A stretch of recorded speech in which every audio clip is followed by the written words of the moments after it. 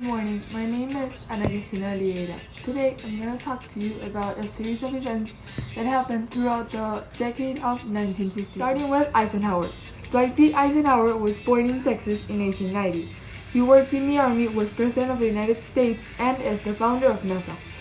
He was called to many war assignments. He was Supreme Commander of the troops that invaded Normandy on D-Day 1944. Then he became president of the Columbia University and after that accepted to be Supreme Commander of the new NATO forces. In 1952, he ran for presidency and won with a sweeping victory. He always concentrated on maintaining world peace.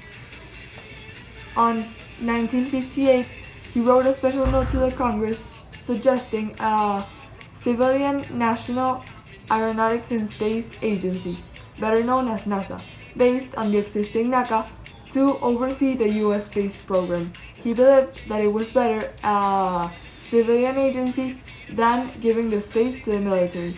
NASA opened for business on October 1st, 1958. He left his office in 1961, pointing out, "America is the strongest, more influential, and most productive nation in the world." He died in 1969 after a lung disease. Vaccine. Poliomyelitis was a highly contagious disease that seemed impossible to stop. Poliovirus affected nerve cells and sometimes the complete central nervous system.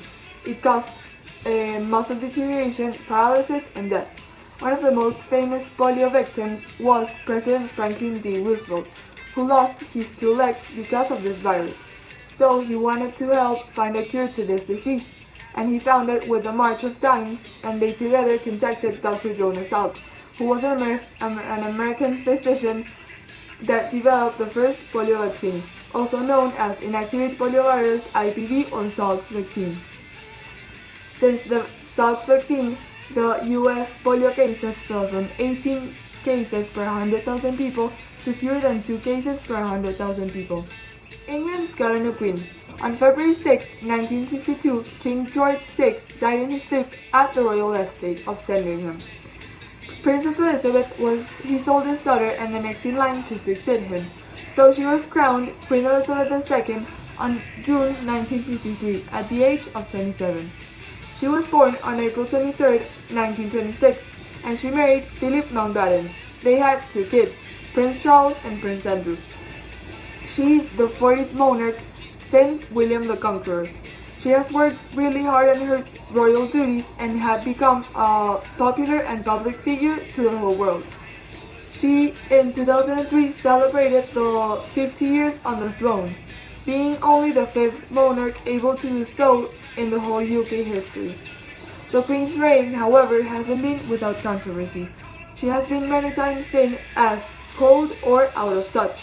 Also, many British taxpayers complain of paying the royalties, travel expenses, and the palace upkeep. Today, Queen Elizabeth II is one of the wealthiest women of the world. Thank you for your attention and hope you liked my presentation.